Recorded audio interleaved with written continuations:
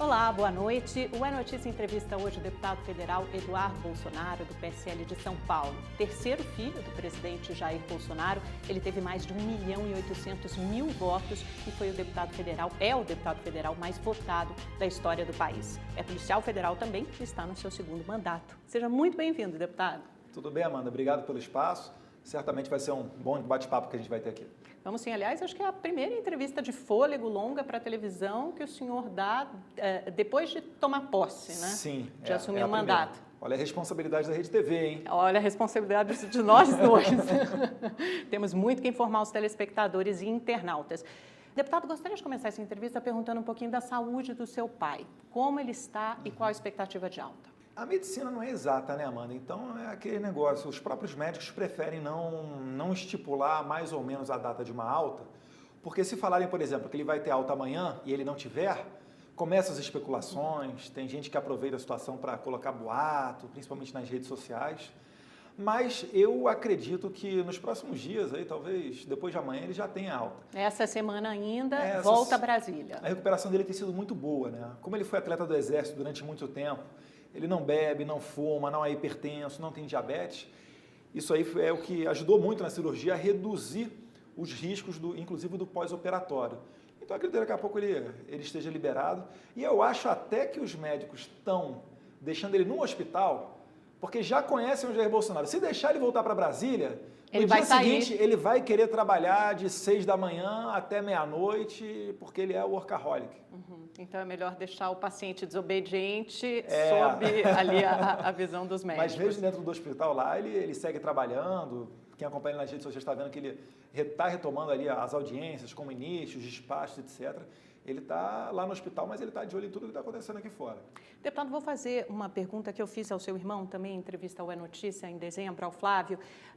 Com o senhor deputado federal mais votado da história, mais de 1.800.000 votos, Carlos vereador, Flávio senador e seu pai naturalmente presidente da República, a família Bolsonaro está no poder. Muitos se referem a vocês como clã Bolsonaro. É mais comum ver isso em estados, né? Aquelas oligarquias da política, que tem o filho, o neto, todo mundo no poder estadual, mas não no governo central. Como é para o senhor ter a família Bolsonaro no poder? O que significa essa chegada da família Bolsonaro ao poder?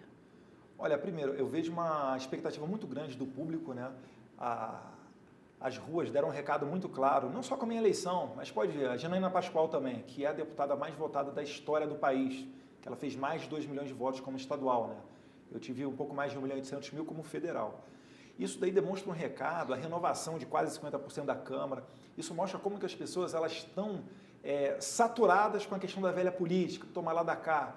Então, acho que tem uma esperança muito grande no Brasil e nós temos uma responsabilidade muito grande que se o governo do Jair Bolsonaro falhar, eu não sei o que será do Brasil depois, né, daqui em diante. Fala-se até num retorno do PT e aí realmente seria levar o Brasil para um caminho a passos largos, uma situação parecida com a Venezuela.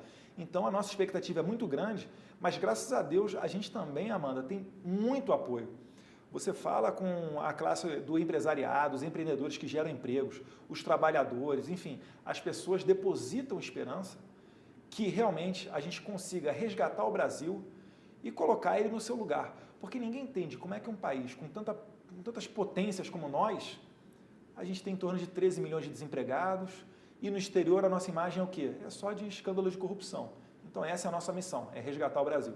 Há muitas críticas às supostas interferências sua e dos seus irmãos na política, no dia a dia do governo Bolsonaro, nos ministérios, e algumas dessas críticas vêm, inclusive, de dentro do próprio governo, né? O senhor, por exemplo, viajou para os Estados Unidos em dezembro, antes mesmo do chanceler Ernesto Araújo tomar posse.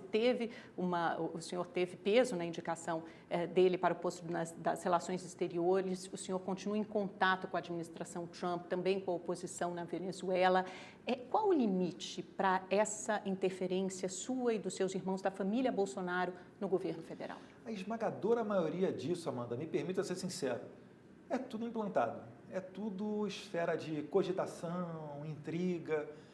Às vezes eu vejo uma notinha falando, filhos de Bolsonaro são rechaçados pelos generais. Aí a gente vai lá, general Heleno, bom dia, tudo bem com o senhor aí? Como é que está aquela sua... Opa, Santos Cruz, ou Floriano Peixoto, ou Mourão, e está tudo na perfeita normalidade. Mas tentam apresentar à sociedade que a gente está em conflito. o que é uma mentira. Mas vocês são uma família muito próxima, clânica. Sim. Vocês têm influência nas decisões do seu pai, do presidente Bolsonaro. A decisão do presidente, a última palavra é do presidente. Mas ele ouve vocês. Sim, ele ouve todas as pessoas que estão próximas dele, né? Eu vejo isso muito mais como um benefício. Você quer alguém mais fiel do que o filho para te reportar o que está acontecendo dentro do Congresso, ou do Flávio, o que está acontecendo dentro do Senado? E outra questão, retornando um pouquinho para a pauta internacional. Quando eu ia ao exterior, depois que o embaixador Ernesto Araújo foi nomeado para ser ministro das Relações Exteriores, tudo que eu fazia era em contato com ele. Então, na verdade, eu não estava atrapalhando ou atropelando o ministro, eu estou pavimentando o caminho para eles. E sempre quando há alguma coisa a ser discutida, a gente discute internamente, sem problema nenhum. Agora, quase tudo tem convergência. O que eu fui fazer no exterior? Eu fui mandar um recado que houve uma mudança grande no Brasil para que os investidores voltassem a olhar o Brasil com bons olhos e não com os olhos de quem acha que ali só tem corrupto, que na verdade ocorreu uma grande mudança no governo. Então isso daí se traduz para a sociedade em ganhos, através de novas empresas, mais empregos, maior arrecadação do governo, o que pode exigir uma reforma da Previdência um pouco mais tranquila, por exemplo. É isso daí que a gente trabalha. Normalmente, quando se pensa no governo, né, os analistas fazem a seguinte divisão. Tem o núcleo militar, o núcleo econômico do Paulo Guedes, o núcleo do superministro da Segurança, Sérgio Moro, e da Justiça, dos militares e da família Bolsonaro. Normalmente, na sua visão, essa divisão, essa maneira, essa forma de olhar o governo Bolsonaro está equivocado no que diz respeito à sua família? Eu acho que sim, Amanda.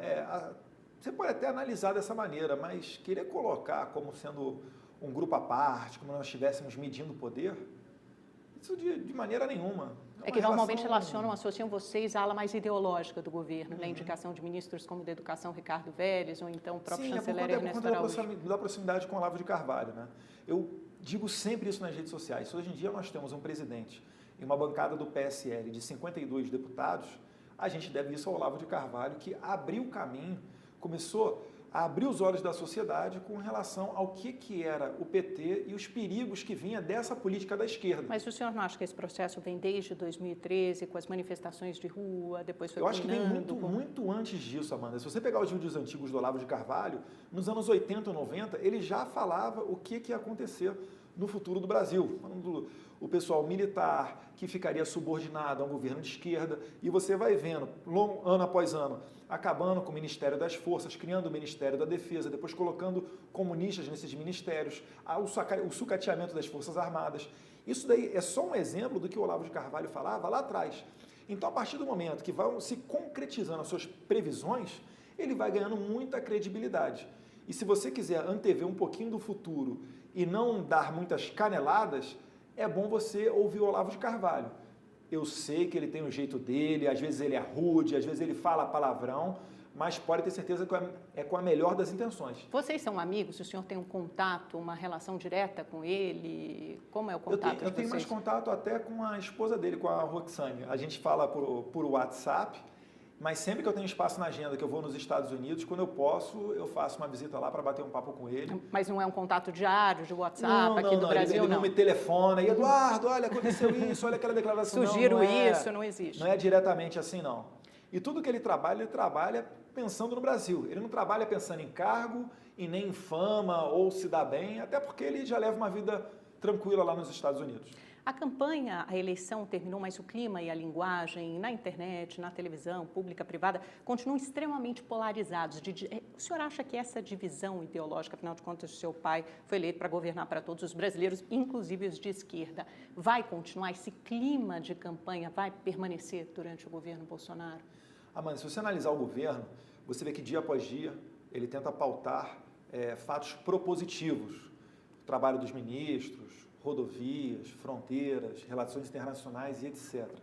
Mas, infelizmente, uma parte da imprensa, que nós até acabamos apelidando, você vê na internet isso, chamando de extrema imprensa, parece que não larga do pé dele. O que quer dizer isso, extrema imprensa? Mesmo grandes veículos? É porque ela não tem compromisso, ela não tem um bate-papo saudável conosco. A intenção dela não é transmitir informação, mano. A intenção dela é o quê? É denegrir o governo e derrubar o governo. É porque a imprensa muitas vezes desagrada mesmo e talvez esse seja Sim. o papel e a função do jornalista. Não, por favor, não tem problema nenhum. A gente entende esse papel da imprensa. Mas é o que eu estou falando. Passa longe disso, Amanda. Você consegue perceber. Por exemplo, às vezes a gente responde a perguntas, por exemplo, do caso Queiroz, sem problema nenhum. Agora, você passar o programa inteiro respondendo só a esses fatos, realmente é estranho. Às vezes, eu até poderia fazer uma visita ao Jair Bolsonaro, ir lá embaixo e falar com aquela multidão de jornalistas. Por que eu não faço isso? Porque se eu chegar lá, a primeira pergunta vai ser, como é que está a saúde do seu pai? A segunda vai começar a puxar problemas, vai querer puxar algum fiapo, alguma coisa. Ah, o partido, esse candidato aqui foi reprovado na prestação de contas, o que você acha disso, daquilo? Então, Mas assim, o senhor não acha que essas são perguntas legítimas? Porque se há reportagens nesse sentido da imprensa, e se os outros governos, como o do PT, também foram obrigados a responder a perguntas e a questões incômodas. Eu acho sim, mas eu não posso admitir que depois da eleição dele, essas sejam somente as únicas pautas existentes no Brasil. Você tem, depois até inclusive de tragédias, você abre a capa de alguns jornais e a tragédia está de lado, está uma pauta ali para dar pancada no deputado presidente Jair Bolsonaro. E por vezes até essas criando esse tipo de intriga, como se os filhos estivessem contra os generais. Falei, gente, qual é a fonte dessa notícia? Qual é a credibilidade que ela tem se eu acabei de conversar com todo mundo, se não tem nenhum problema? Então, assim, ficam brotando essas situações, e não é de toda a imprensa, é por isso que eu faço questão de não generalizar. Então, a gente até apelidou extrema imprensa, né? Para bom entendedor, pingo é ir, para realmente não misturar, Amanda, um trabalho, por exemplo, como você está tendo aqui. Você deixa eu falar, você não fica me bombardeando com 3 ou 4 pessoas aqui, e a gente vai falar sobre diversos assuntos. Inclusive, eu espero que seja perguntado sobre esses temas mais polêmicos, que teoricamente desagradariam aqui o político. Vamos tratar sobre os temas mais polêmicos, sim. De qualquer forma, deputado, o senhor acha que é saudável que em algum momento se chegue àquele terreno do diálogo, que é o terreno do meio, do centro, do lugar comum? Porque as redes sociais também, eu sei que a vitória de vocês, do seu pai, foi muito baseada nas redes sociais, elas criam essas bolhas, esses grupos que ficam divididos e elas exacerbam essa polarização. Não só aqui no Brasil, no resto do mundo a gente vê, é assim. Os extremos existem, isso daí é inegável. É que parece que só os extremos existem, né? Fica difícil encontrar um equilíbrio, um espaço em que todo mundo dialogue. Mas vamos fazer uma evolução histórica aqui de uns 20 anos para cá. Hoje em dia até um humorista tem dificuldade de fazer piada sem tomar um processo. Tem algumas piadas lá, por exemplo, dos Trapalhões que falam que é racista. Algumas pessoas criticam Monteiro Lobato, inclusive. Enfim, é um negócio horrível. Mas por que a gente chegou nesse ponto de ser difícil até do humorista fazer piada sem tomar processo ou sem sofrer uma vigilância do politicamente correto? É porque no Brasil não se discute mais ideias. Por exemplo, você é contra as cotas raciais, você é racista. Você é contra o kit gay, você é homofóbico. E aí, Amanda, não tem como, por exemplo, eu discutir de maneira honesta com uma pessoa que se propõe a fazer isso. O senhor acha que a gente vive sob a égide do politicamente correto? Do politicamente correto, isso leva à polarização. Quando a pessoa fala que eu sou nazista, a última coisa que eu estou preocupado em falar para ela ou provar para ela é que eu não sou nazista. Porque não adianta, eu sempre vou ficar o quê? Na posição de defesa, posição de réu. E não adianta eu ficar me explicando, porque ele não está preocupado, ele não está com a cabeça aberta para que eu prove a ele que eu não sou nazista. Ele quer me atacar. Então, quando ele fala que eu sou nazista, eu tenho que falar uma coisa dele ao quadrado, para que ele fique se explicando. Mas isso só exacerba essa polarização, essa divisão. Mas aí não parte de nenhum ataque. Eu converso com pessoas do PT, do PCdoB, de todos os partidos, sem problema nenhum. Ainda mais agora na posição que nós estamos. Que é de governo, agora, a posição do será poder. que eles estão dispostos a fazer um diálogo saudável? Quem me conhece dentro da Câmara sabe que eu falo... O senhor estenderia, então, sua mão para a esquerda para fazer um diálogo saudável e para pensar num país, em propostas? Eu acho que dá para você, em alguns pontos, não são em todos, obviamente, né, chegar no meio termo. Em outros não tem como. Reconhecer o MST como um movimento justo que busca uma reforma agrária. Não é. É um movimento que visa ali fazer um exército de esquerda. Tanto que depois mas existe uma concentração de terras muito grande no Brasil. Sim, mas esse depois é um de 13 problema. anos de PT, que sempre falou que defendia o sem terra, o que aconteceu? O movimento foi fortalecido. Então, não é... Agora, vamos falar sério sobre reforma agrária, existem assentamentos que realmente você pode colocar adiante uma reforma que venha a ser exitosa e não ficar invadindo em terra produtiva ou atropelando laranjal com um trator, como nós vimos. Esse tipo de conduta, para mim, é prática criminosa, não é protesto. Eu estou citando, desculpa, Amanda, eu estou citando apenas um exemplo. Mas em outros, o próprio Paulo Guedes fala, se for implementar uma política social, chama essas pessoas para participar, para dizer como é que vai ser o voucher da escola, por exemplo. Agora, não dá para colocar o pessoal socialista na cabeça da economia, porque aí dá problema. O vice-presidente general Mourão, por exemplo, recebeu na semana passada o pessoal da CUT para falar sobre a reforma da Previdência. O senhor acha que ele fez bem? Eu acredito que se eu fosse o vice-presidente, eu não teria feito isso, porque a população elegeu o Jair Bolsonaro exatamente para ele ter uma conduta que não receber a CUT. Eu acho que dá para ele conversar sem intermediação da CUT, que sempre defendeu um governo, sempre defendeu um partido e não os interesses dos trabalhadores, essa é a minha visão. Então, acho que dá para você conversar com outros segmentos, até mesmo sindicatos, mas não receber a CUT, você passa uma imagem que eu não vejo como... né? A principal central sindical do país. Que eu não vejo como positiva, né? Mas eu não vi a CUT quando a Dilma Rousseff enviou a medida provisória 664 ou quando o governo do PT estava rascunhando o projeto de terceirização. Eu só vi ele quando o governo Temer estava colocando adiante reforma trabalhista, enfim. Então, para mim, a partir daquele momento, perderam a moral, não representam os trabalhadores. Vamos falar sobre esses projetos, então? Acho que tem dois principais nesse início, nessa largada do governo Bolsonaro. Um, a reforma da Previdência, e o segundo é o pacote anticrime do ministro Sérgio Moro. O presidente da Câmara, Rodrigo Maia, disse que a prioridade agora é a reforma da Previdência, o pacote anticrime pode eventualmente tramitar ali, começar a tramitar nas comissões, mas a Previdência vai primeiro ao plenário. O senhor concorda com essa ordem que ele estabeleceu? Olha, eu acredito que o pacote anticrime ele pode ser um excelente termômetro para você ver, para você colocar uma primeira votação e ver como é que se comportam os deputados. Até porque, inegavelmente, a reforma da Previdência, como é um pacote sensível, ele vai exigir um certo debate, vai exigir mais tempo. E você não pode simplesmente congelar o Congresso Nacional só esperando para se votar a reforma da Previdência. Então, acredito que sim, que pode andar de maneira simultânea e dá para... enquanto estiverem sendo feitas as tratativas sobre a reforma da Previdência, você aprovar outros projetos, como, por exemplo, a lei anticrime, que é também uma das prioridades do governo.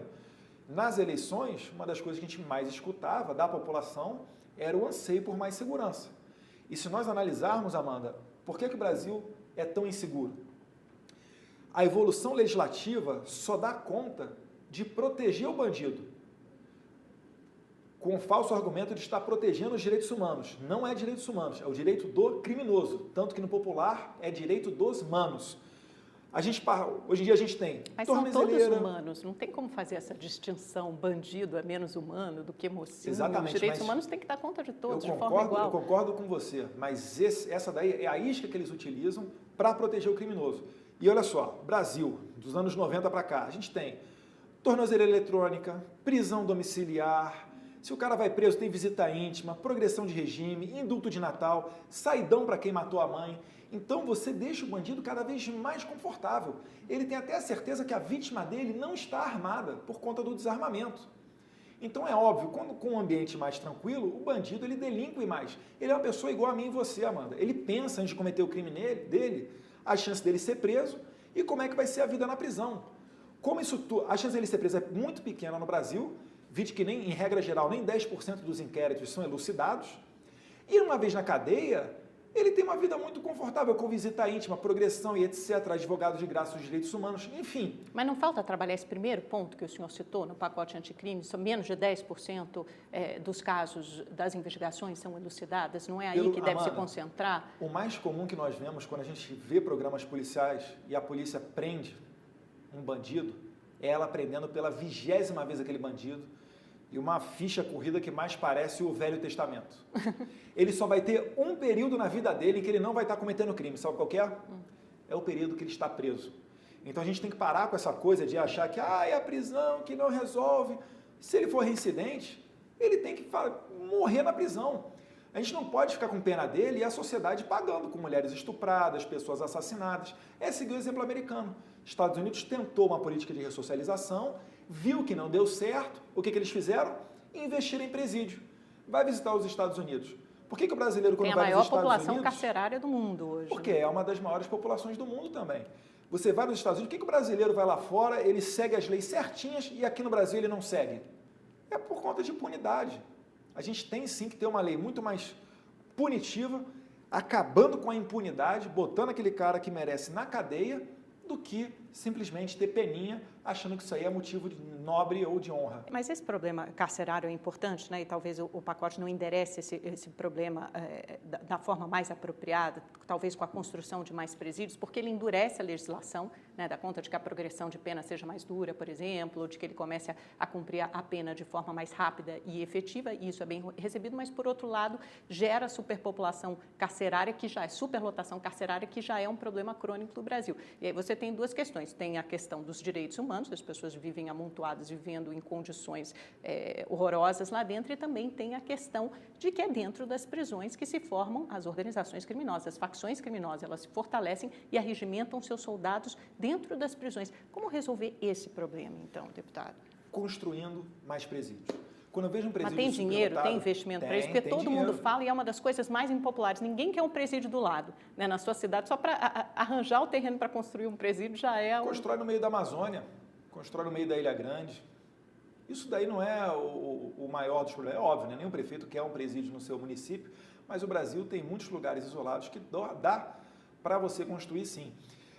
O presidente Temer, uma das coisas boas que ele fez foi, ele abriu um fundo penitenciário nacional para que os estados pudessem lançar a mão desse dinheiro para construir e reformar presídios. Mas esse dinheiro foi pouco usado, se não me engano, não foi? Não foi nem 5% utilizado. Pois é. Então falta o quê? Falta uma vontade política.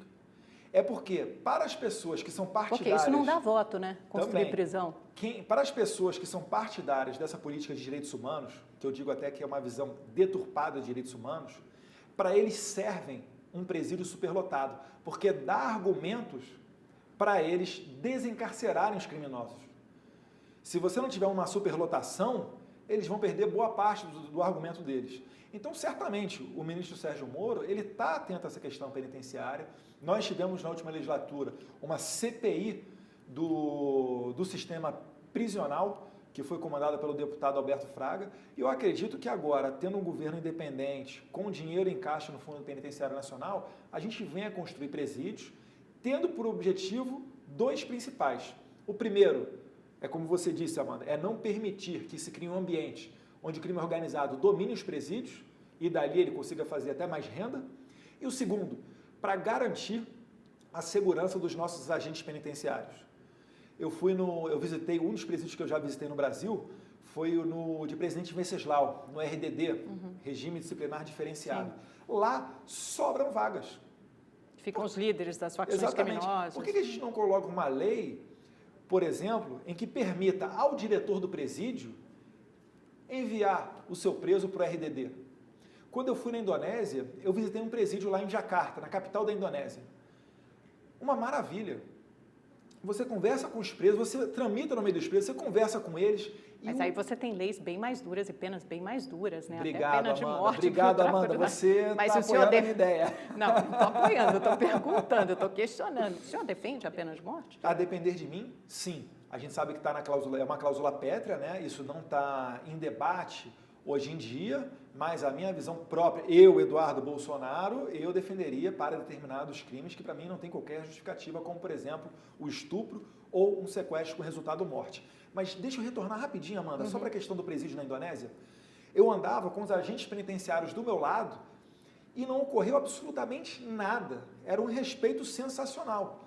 E no final da visita, batendo papo com os agentes penitenciários, eu percebi o porquê disso. É porque o preso, para sair da cadeia, ele depende de um aval do agente penitenciário. Então, se ele não respeitar o agente ou se ele causar tumulto dentro da cadeia, ele vai ser diretamente punido. Não vai precisar passar um processo judicial, ampla defesa contraditória e tal, onde a coisa se arrasta até o STF se der mole. Mas todo o nosso sistema de justiça é baseado nisso, né, deputado? Nosso sistema, ele tem um viés muito vindo, né, de Portugal nessa parte garantista, mas se você comparar com outros sistemas, onde a criminalidade é muito menor, eles não têm tantas garantias assim e eles são muito mais eficientes e velozes. A justiça, só por tardar, ela já falha. quando ela demora a condenar um criminoso, um estuprador ou um ladrão e permite que ele responda em liberdade, esse cara está na rua, que amanhã vai matar você, vai matar a mim ou vai estuprar alguém. Essa é que é a verdade que ninguém aguenta mais. Deputado, tem muitas questões de segurança ainda. Deixa um pouquinho para a reforma da Previdência, senão estou vendo, a gente tem que controlar mais ou menos o tempo, senão não dá tempo de passar por tudo.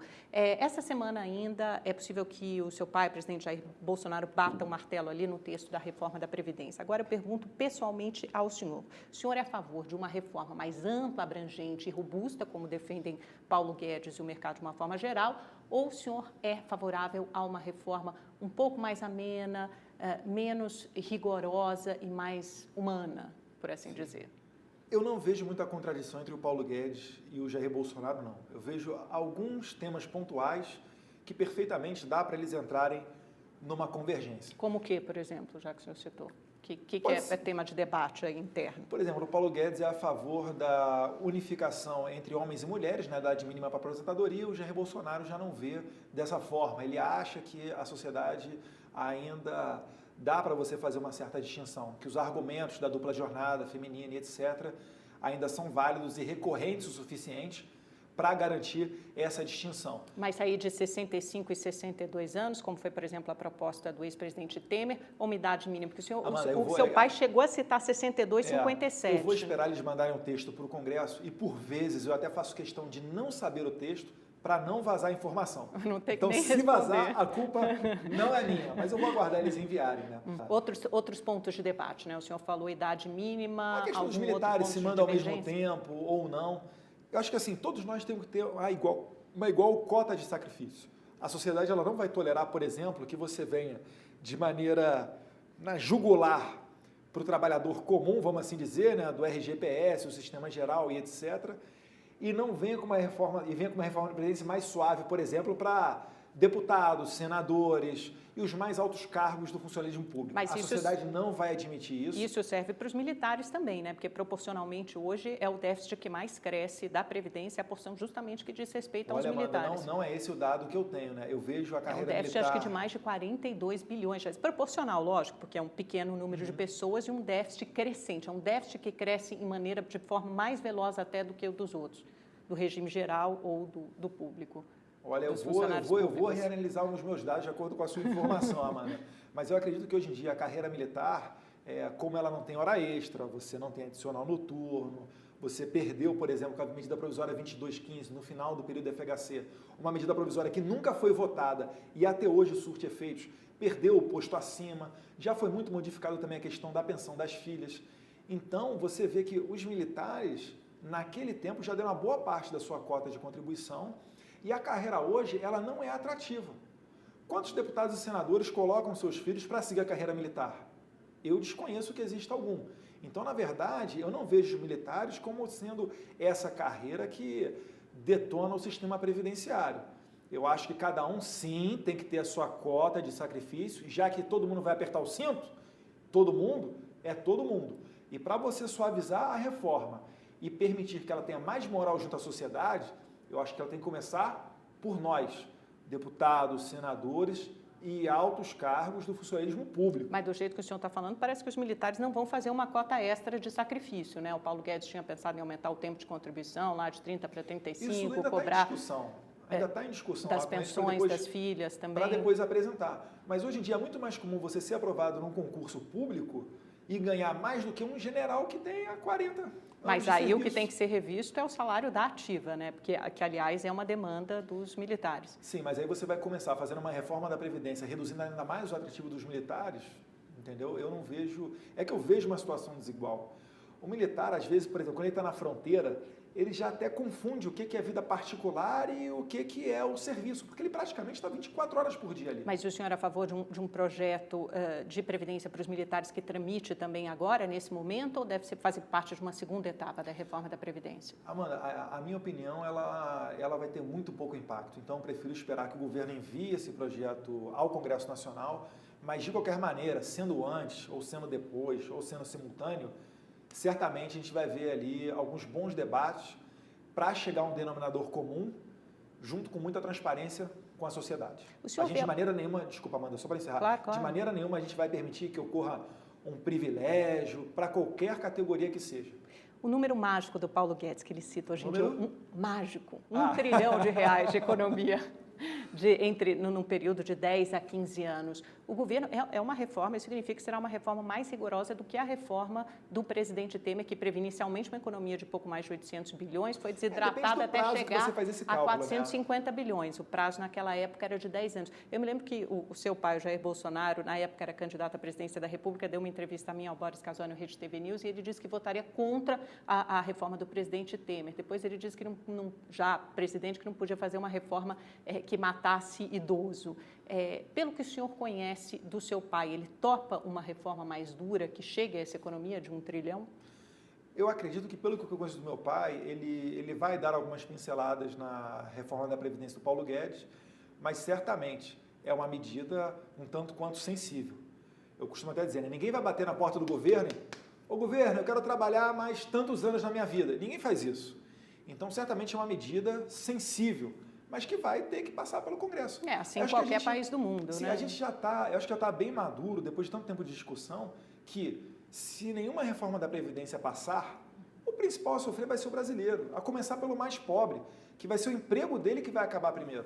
O senhor vê algum risco de insatisfação na base do presidente Bolsonaro? Já vê tanta prioridade para a reforma da Previdência e não para outros assuntos na esteira de moral e de costumes, ou mesmo da segurança pública, que também são bases importantes que ajudaram a elegê-lo? Existem diversas prioridades e diversas matérias que a população nos pediu na rua. É que a reforma da Previdência, se ela for deixada para depois, corre o risco até de ter problemas na sua aprovação. Então, a mais urgente. É uma prioridade de urgência máxima. Então, tem que ser enviada para o Congresso no começo, sim.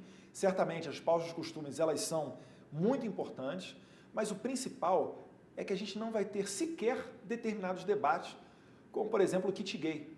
Eu duvido que o governo Jair Bolsonaro vai mandar uma matéria, ou o ministro da Educação, Ricardo Vélez, que tem desempenhado um excelente papel, que ele vai mandar um projeto para a Câmara dos Deputados para combater homofobia com filmetes, dizendo ali, botando homem beijando homem, mulher beijando mulher e etc. Isso daí não é pauta prioritária do governo, então esse debate, se existir, não vai passar, não vai vir do governo federal. Deputado, vou pedir licença para o senhor um minutinho, nós vamos para um rápido intervalo. Na volta, vamos falar também sobre relações internacionais. O deputado tem uma atuação forte nessa área, a gente já volta, não sai daí. Olá, o Notícia está de volta com o deputado federal Eduardo Bolsonaro. Deputado, o general Mourão foi criticado recentemente, vice-presidente, enquanto ele assumia o cargo, o seu pai estava afastado no hospital, por duas pessoas próximas ao senhor. O Steve Bannon, que disse que o Mourão não é muito útil, é desagradável, ele é próximo, foi estrategista da campanha do Trump, né, o Bannon. Ele disse que o Mourão não é muito útil, é desagradável e pisa fora da linha. E também pelo guru ideológico de vocês, o Olavo de Carvalho, que falou que o Mourão é, entre aspas, uma vergonha para o Brasil. Nos bastidores atribuem veladamente essas críticas ao senhor. E eu queria saber qual a sua relação com o vice-presidente Mourão. Minha relação com o Mourão é a melhor possível. De forma nenhuma, as críticas que vieram do Steve Bannon e do Olavo de Carvalho partiram de mim. Elas partiram de uma declaração pública do próprio vice-presidente, em que ele expressou uma opinião individual dele sobre o aborto. Eu acredito que, com o passar do tempo, o general Mourão ele vai certamente pegar o traquejo político, vamos dizer assim. Ele é uma pessoa extremamente inteligente, ele fala de qualquer assunto. E uma das coisas que certamente ele não é desonesto e desleal. Então, a gente tem muito conforto no general Mourão, que ele não é uma pessoa que vai tentar dar um golpe ou vai tentar desgastar o governo Bolsonaro, mas é apenas assim, é porque nós já estamos acostumados a um trato com a imprensa. Poxa, há quanto tempo que o Jair Bolsonaro tem uma vida pública? Eu estou há 4 anos apenas dentro do Congresso Nacional, mas eu já sei que isso daí se pega com o tempo e se pega rapidamente. Eu acho que mais cedo ou mais tarde o Mourão ele vai acabar com qualquer tipo de ruído na comunicação e vai ser um grande vice-presidente, pode ter certeza disso. Mas ele tem sido muito afável com a imprensa, tem concedido várias entrevistas e tem tentado se contrapor ao seu pai em muitos momentos com opiniões contundentes, como na ampliação dos casos em que o aborto seria permitido. Foi, por exemplo, uma das opiniões dele. Ele falou que se o Lula saísse para ir ao velório do irmão seria uma questão humanitária. No próprio Jean Willis, que ele disse que era um atentado à democracia, as ameaças que faziam o deputado, ele teve que abandonar o mandato e mudar de país. O senhor acha que o general Mourão se aproveita disso, como os críticos dizem, para fazer um contraponto ao Jair Bolsonaro? Eu acho, Ana, que são, como eu disse, são opiniões individuais dele, né? Pode ver, todas essas Ele declarações... faz mal em expressá-las, porque ele sabe que são opiniões contrárias ao que diria o Bolsonaro, por exemplo. Acho que a gente é homem suficiente para dentro de casa a gente resolver esse tipo de coisa, né? Eu não acredito que cause muito desconforto, não. Não houve um mal-estar interno? Porque falou-se isso não, muito nos bastidores, até quando o seu pai quis reassumir o governo 48 horas depois de sair da cirurgia. Mas aí é por um tema do meu pai ser workaholic. Meu pai podia ser... Não é um incômodo com o Mourão. Com certeza não. Te asseguro isso, Amanda. Tranquilamente. Podia ser o Rui Barbosa, o vice-presidente, que se deixar o meu pai no dia seguinte a uma cirurgia, ele vai querer reassumir. Você viu ele no dia seguinte já fazendo uma videoconferência com o ministro general Heleno, descumprindo a ordem dos médicos, né? Mas é porque é o jeitão dele. Então, acredito que é muito mais especulação do que, na verdade, desconforto. Deputado, o seu pai gravou um vídeo no hospital pedindo uma solução para a investigação do caso da facada dele. Ele diz o seguinte, que ele espera que a querida PF tenha uma solução para o nosso caso nas próximas semanas. O senhor também tweetou recentemente que já se passaram 5 meses. A facada, sabemos quem deu, foi um ex-integrante do PSOL, mas quem tentou matar Bolsonaro e colocou essa pergunta. 2 inquéritos sobre o caso. O primeiro já concluiu que o Adélio Bispo agiu sozinho, a motivação foi política, foi por ódio político, e o segundo sobre quem financiou a defesa do Adélio ainda está em andamento, foi prorrogado por mais 90 dias. O senhor, a sua família, a família Bolsonaro sempre enalteceu muito o trabalho da Polícia Federal. Por que nesse caso há desconfiança? Na verdade não é desconfiança, é porque os indícios que rodeiam esse caso, como por exemplo, o Adélio ter ido em Santa Catarina, no mesmo clube de tiro que eu e o Carlos frequentamos, quanto tempo que ele ficou hospedado num hotel, ele ter cartão de crédito internacional. Então, esses indícios nos levam a crer que existam mais pessoas por trás desse lobo solitário. Mas o senhor acha que a PF já não teria chegado a esses... Se houvesse um mandante do assassinato, da tentativa de assassinato do seu pai? Mas é isso que a gente está pedindo à Polícia Federal. A gente está pedindo o quê? É uma solução do caso, a gente está pedindo notoriedade para que não se deixe cair no esquecimento. Mas certamente, independentemente disso, vai vir um relatório do inquérito feito por policiais federais e não há nada que nós possamos fazer nisso. O que nós estamos tentando fazer com essas frases é não permitir que se caia no esquecimento e dizer também que foi um ex-integrante do PSOL que deu essa facada. Então, que tipo de tolerância que é pregada por esse tipo de pessoa? Porque eles sempre posam como pacifistas, defensores da paz, querem pegar essa bandeira, quando, por outro lado, eles tentam assassinar um presidenciável. Muitos críticos dizem que vocês, de alguma forma, ficam alimentando o inimigo externo, fantasioso, e continuam naquele discurso... Fantasioso? Depois de uma facada, o que é de fantasia? Porque a PF não chegou, só concluiu até agora que o Adélio Bispo agiu sozinho. Vocês estariam alimentando esse tipo de especulação. Será que eles falam essa mesma coisa das pessoas que abordam o caso da Marielle Franco? Certamente esse é um outro caso que nunca foi elucidado até hoje, né, deputado? Sim. É grave? Também, ninguém defende a morte de quem quer que seja, quanto mais uma figura pública. Tem que ser elucidado. Deputado, falando um pouquinho sobre política externa, o governo Bolsonaro já deixou muito clara essa aproximação, né, aproximação com os Estados Unidos, isso vem acontecendo, o senhor, inclusive, é um dos porta-vozes disso.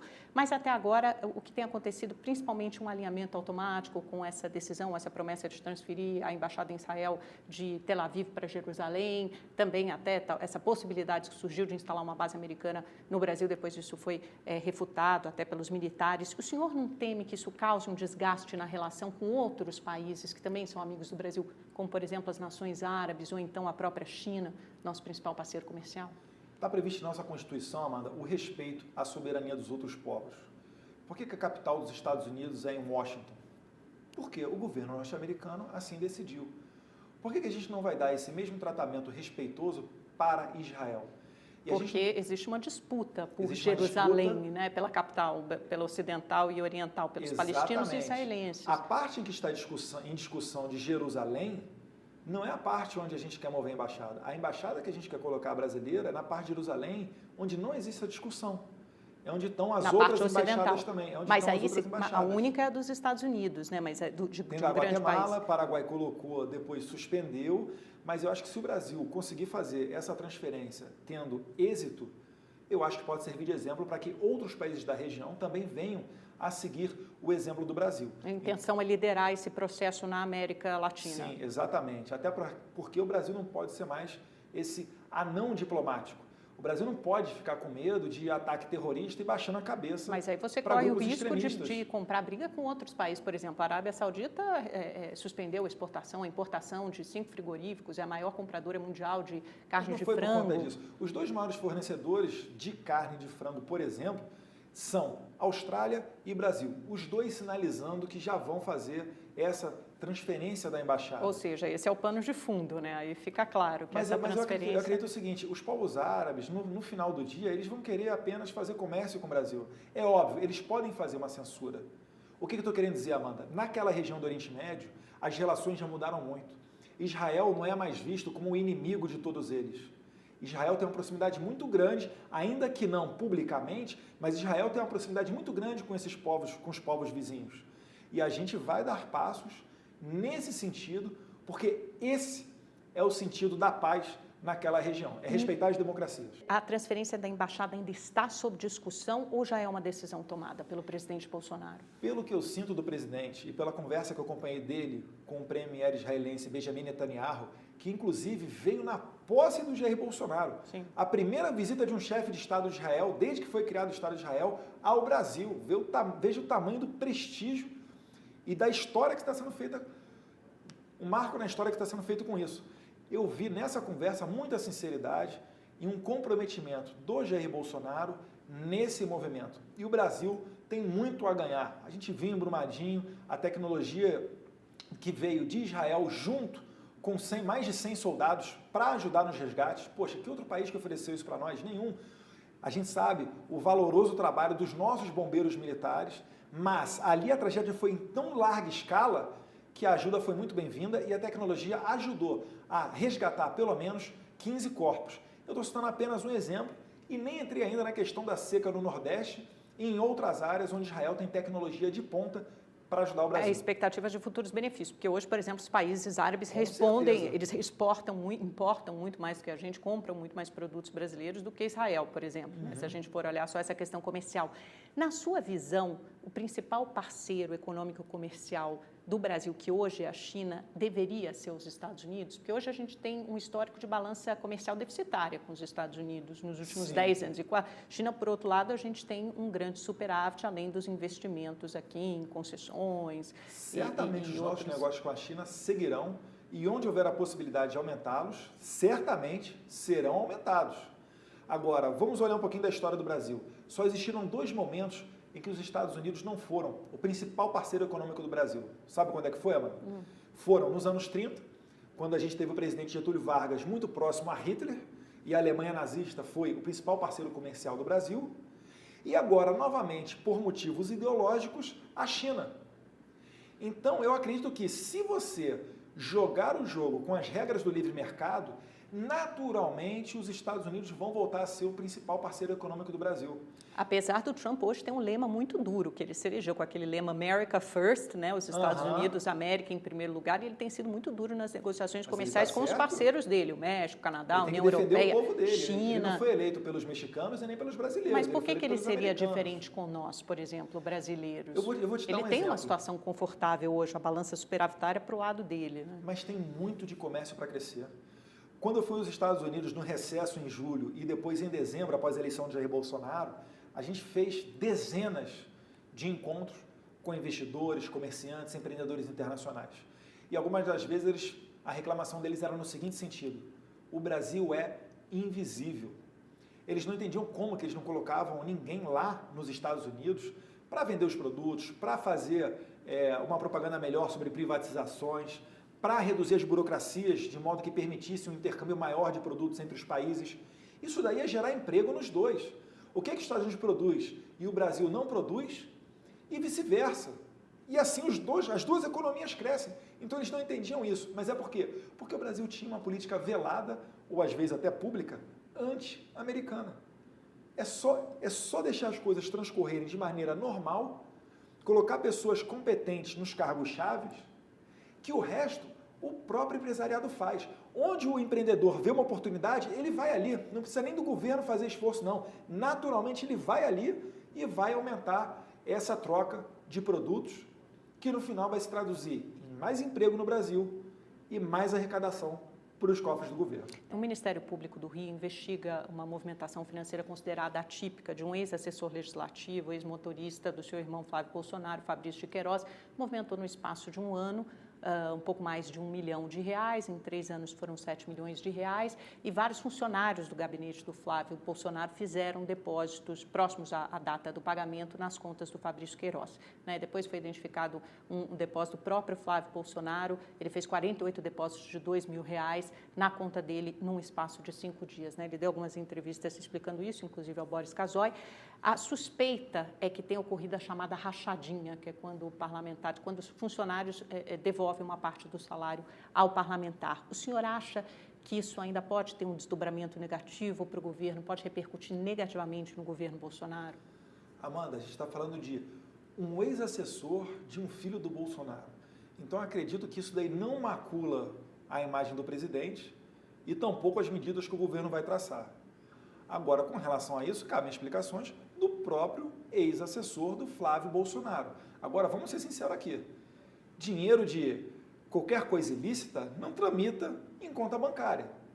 E se nós pararmos para ver, repara o seguinte, depois daquela foto com o chefe do Ministério Público do Rio de Janeiro, junto a um outro jornalista, que foram flagrados num restaurante, e o próprio procurador do Rio de Janeiro, ele admite que estava passando informações do COAF. Mas isso é comum, né? O encontro de jornalista e fonte. Totalmente comum, do lado do jornalista, mas não do lado do servidor público que tem um compromisso de manter o processo em sigilo. Mas tudo bem, vamos lá. Isso foi dia 18. O que veio à tona nos jornais do dia 18? Esses 48 depósitos de R$2 mil do Flávio Bolsonaro. Enquanto o Flávio Bolsonaro se explicava sobre esses depósitos, que é o máximo que você pode depositar no caixa eletrônico é de R$2 mil, então para você não pegar a fila, você faz vários depósitos de R$2 mil.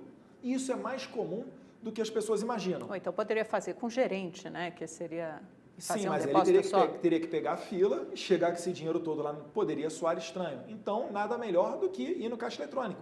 Não cometeu nada de ilegal, tudo na conta dele, tudo declarado. Inclusive, ele até falou que foi referente à compra de um apartamento, deu o nome do comprador, e quando a imprensa foi em cima do comprador, ele confirmou, não, eu fiz os depósitos, está aqui no papel bonitinho, em torno de R$100 mil. Enquanto ele estava se explicando disso, o que estava ocorrendo no dia seguinte, quando ele estava se explicando? Uma outra denúncia falando que, olha, agora ele recebeu R$1 milhão título da Caixa. Porque, Amanda, não importa a notícia, se você botar R$1 milhão, político, investigação, acabou, você já tá na lona. E essa é que é a intenção dessa imprensa ou desse tipo de profissional, né, que faz esse tipo de trabalho. E o que foi esse R$1 milhão aqui? Foi o apartamento que ele comprou na planta. Quando você compra um apartamento na planta, ele não tem um documento chamado habite-se.